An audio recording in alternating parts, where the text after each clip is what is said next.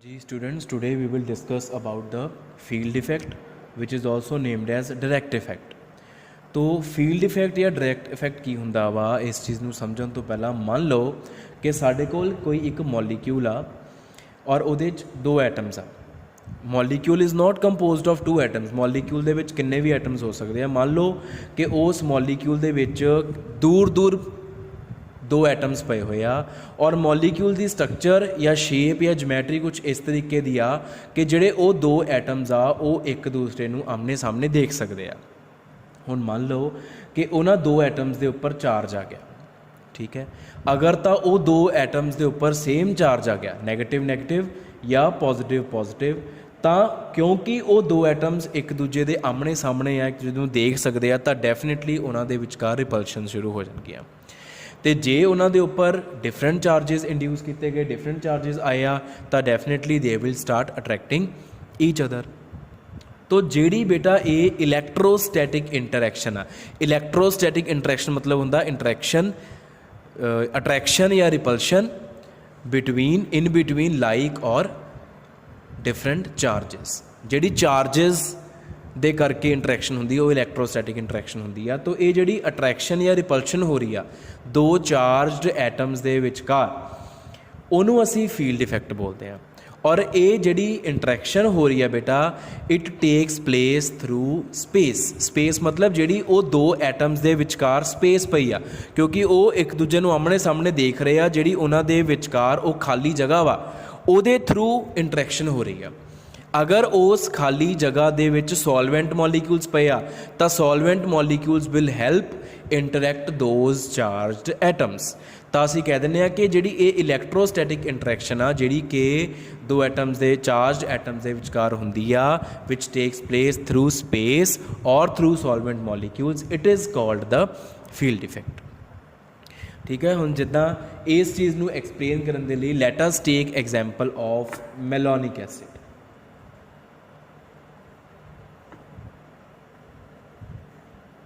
हुण malonic acid जिहड़ा वा इहदा फॉर्मूला आ है, सेम कार्बन के उपर दो कार्बोक्सिलिक एसिड वाले ग्रुप्स लगे, फंक्शनल ग्रुप्स लगे आ, दो कार्बोक्सिलेट ग्रुप्स लगे आ, ठीक है।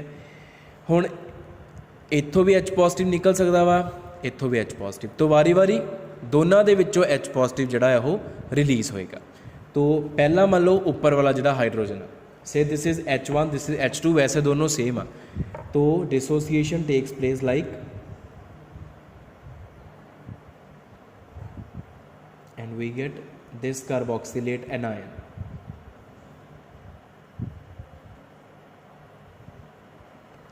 ठीक है। मान लो कि इस इक्विलिब्रियम का इक्विलिब्रियम कांस्टेंट है Ka1, या इनू डिसोसिएशन कांस्टेंट भी कह सकते हो, इक्विलिब्रियम कांस्टेंट भी कह सकते हो। This is step one. Step one is removal of first proton. Step two किया removal of second proton from this anion.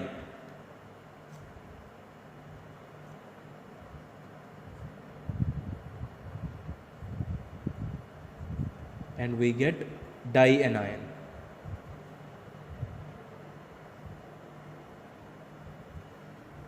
ठीक है जी। Say this is dissociation constant Ka2 for second step. हुण जो चीज़ बेटा ऑब्जर्व की गई वो ये ऑब्जर्व की गई कि Ka1 is much less than Ka2, sorry Ka2 is much less than Ka1। कि सैकेंड स्टैप का जिहड़ा डिसोसिएशन कांस्टेंट आ वो फर्स्ट स्टैप के डिसोसिएशन कांस्टेंट के मुकाबले बहुत ही घट आ। तो जदों ये मैगनीट्यूड्स नूं कंपेयर किया गया Ka1 divided by Ka2 was 700। मतलब फर्स्ट स्टैप दे होण दे चांसिस सैकेंड स्टैप दे होण दे चांसिस तो 700 गुणा ज़्यादा आ। Second step is 700 times less probable to take place as compare to the first step. हुण इदां क्यों? ये भी COOH की डिसोसिएशन आ, ये भी COOH की डिसोसिएशन आ। रीजन यह है बेटा कि सैकेंड स्टैप होने तो बाद सैकेंड कार्बोक्सिलेट ग्रुप के विचों, second carboxylic acid function group के विचों जो H पॉजिटिव निकलता वा ਤਾਂ ਪਹਿਲੇ ਦੇ ਉੱਪਰ ਤਾਂ ਨੈਗੇਟਿਵ ਚਾਰਜ ਆ ਚੁੱਕਾ, ਦੂਜੇ ਤੇ ਵੀ ਨੈਗੇਟਿਵ ਚਾਰਜ ਆ ਜਾਂਦਾ। ਔਰ ਇਹ ਜਿਹੜੇ ਦੋ ਨੈਗੇਟਿਵਲੀ ਚਾਰਜਡ ਆਕਸੀਜਨ ਆ ਇਹ ਇਸ ਸਪੇਸ ਦੇ ਥਰੂ ਆ ਜਿਹੜੀ ਸਪੇਸ ਆ ਜਾਂ ਕਹਿ ਲਓ ਇੱਥੇ ਸੋਲਵੈਂਟ ਮੋਲੀਕਿਊਲਸ ਆ ਉਹਦੇ ਥਰੂ ਇੱਕ ਦੂਜੇ ਨੂੰ ਸਟਰੋਂਗਲੀ ਰਿਪੈਲ ਕਰਦੇ ਆ। ਰਿਪਲਸ਼ਨਸ, ਸਟਰੋਂਗ ਰਿਪਲਸ਼ਨਸ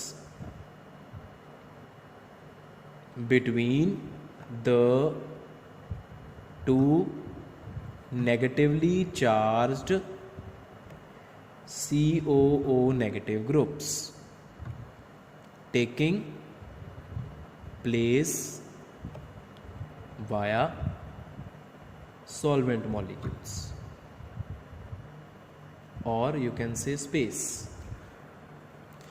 ਹੁਣ ਕਿਉਂਕਿ ਇਹ ਦੋ ਕਾਰਬੋਕਸੀਲੇਟ ਗਰੁੱਪ ਇੱਕ ਦੂਜੇ ਨੂੰ ਸਟਰੋਂਗਲੀ ਰਿਪੈਲ ਕਰਦੇ ਆ ਤਾਂ ਅਸੀਂ ਕਹਿੰਦੇ ਆ ਕਿ ਦਿਸ species is very very unstable. ਅਤੇ ਜੇ ਇਹ ਸਪੀਸ਼ੀਜ਼ ਅਨਸਟੇਬਲ ਆ ਤਾਂ ਇਹ ਰਿਐਕਸ਼ਨ ਦਾ ਇਕੁਲਿਬਰੀਅਮ ਬੈਕਵਰਡ ਡਾਇਰੈਕਸ਼ਨ ਵੱਲ ਹੀ ਲਾਈ ਕਰੇਗਾ। ਕਿਉਂਕਿ ਇਹ ਰਿਐਕਸ਼ਨ ਫਾਰਵਰਡ ਕਿਉਂ ਜਾਊਗੀ, ਫਾਰਵਰਡ ਜਾ ਕੇ ਤਾਂ ਅਨਸਟੇਬਲ ਸਪੀਸ਼ੀਜ਼ ਆ ਰਹੀ ਆ ਅਤੇ ਰਿਐਕਸ਼ਨਾਂ ਉਦੋਂ ਹੀ ਹੁੰਦੀਆਂ ਜਦੋਂ ਪ੍ਰੋਡਕਟ ਸਟੇਬਲ ਹੁੰਦੇ ਆ। ਹੁਣ ਇਸ reaction the product is highly unstable ਜਿਹਦੇ ਕਰਕੇ ਇਹ ਰਿਐਕਸ਼ਨ ਹੋਣੀ ਨਹੀਂ, ਇਹ ਰਿਐਕਸ਼ਨ ਫਾਰਵਰਡ ਜਾਣੀ ਨਹੀਂ। ਅਤੇ ਜੇ ਫਾਰਵਰਡ ਨਹੀਂ ਜਾਊਗੀ ਤਾਂ Ka2 ਦਾ magnitude will be very very less. ਹੁਣ Ka2 ਦਾ magnitude is very very less, why? Because this dicarboxylate anion is highly unstable.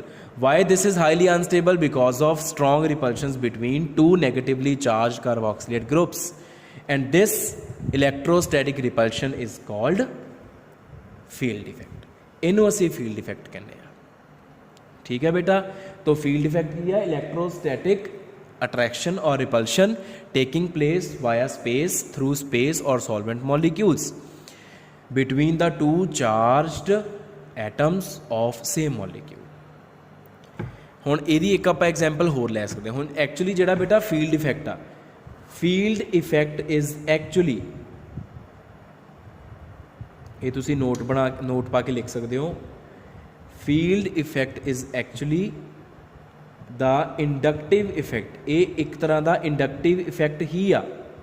Inductive effect ਕੀ ਹੁੰਦਾ?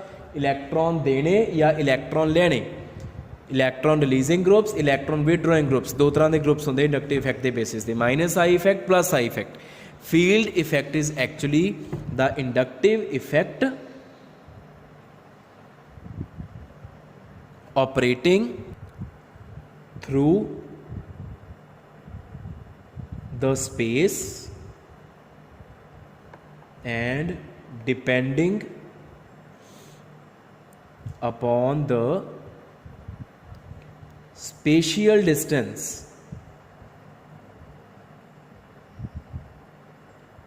between the atoms।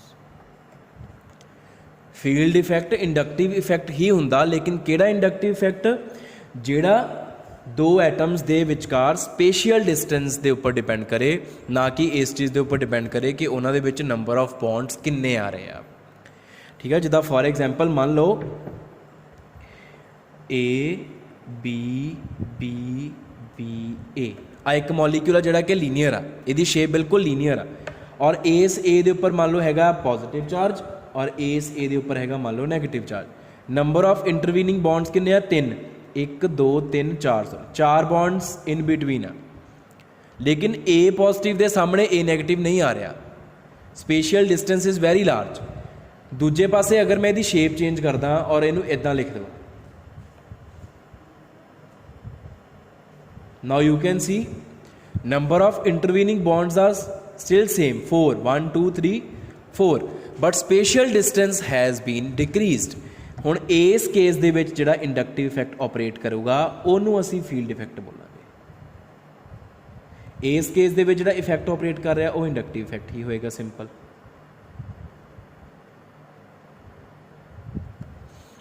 ठीक है, तो inductive effect which depends upon spatial distance becomes the field effect, simple। ਹੁਣ ਇਹਦੀ ਆਪਾਂ ਇੱਕ example ਹੋਰ ਲੈ ਸਕਦੇ ਹਾਂ for better clarity।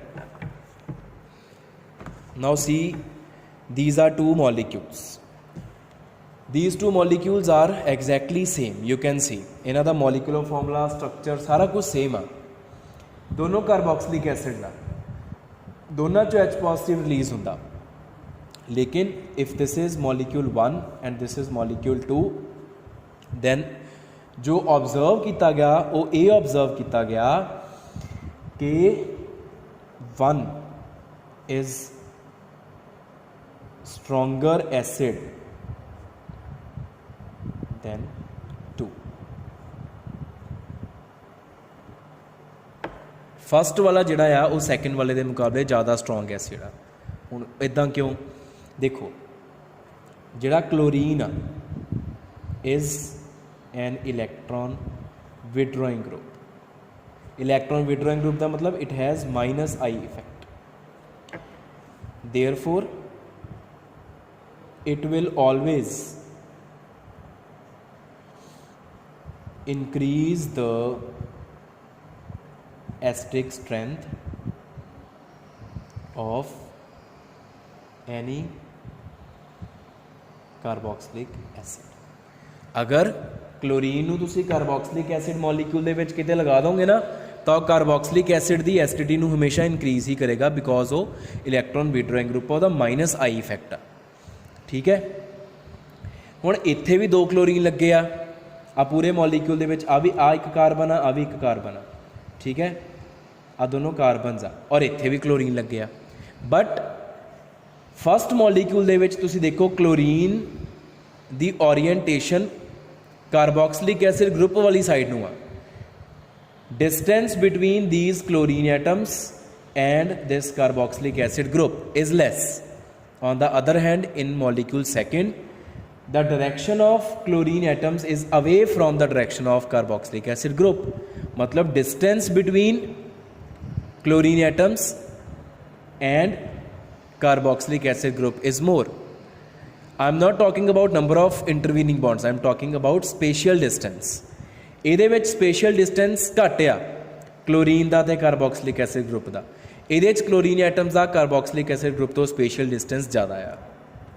तो जिहदे नाल फर्क की पिया कि क्लोरीन का जिहड़ा माइनस आई इफेक्ट आ वो ਇਹਦੇ ਵਿੱਚ स्ट्रोंग आ मॉलीक्यूल नंबर 1 च, लेकिन मॉलीक्यूल नंबर 2 ਦੇ ਵਿੱਚ ਉਹ वीक आ।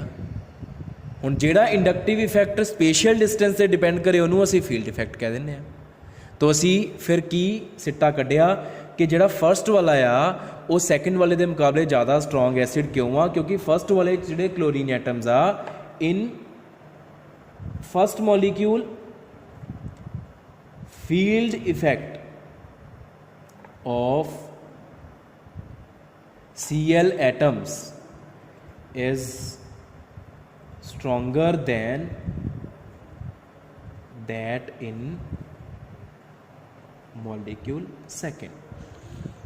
तो अगर फस्ट मॉलीक्यूल च क्लोरीन एटम्स का इंडक्टिव इफेक्ट जिन्हों कि हुण असीं फील्ड इफेक्ट कहन लग पे हाँ, क्योंकि वो इंडक्टिव इफेक्ट डिस्टेंस से डिपेंड कर रहा वो ज़्यादा वा, तो फिर डेफिनेटली उन्हें कार्बोक्सिलिक एसिड की एसिडिक स्ट्रेंथ नूं ज़्यादा इंक्रीज़ कर देना, जिहदे करके असीं कहने कि फस्ट मॉलीक्यूल की एसिडिक स्ट्रेंथ ज़्यादा आ तो सैकेंड की एसिडिक स्ट्रेंथ कंपैरेटिवली घट आ due to field effect. Not जे असीं सिंपल इंडक्टिव इफेक्ट की गल करते ना फिर इन्हां दोनों की एसिडिक स्ट्रेंथ बिल्कुल सेम होनी सी, लेकिन असी फील्ड इफेक्ट की गल करते हैं।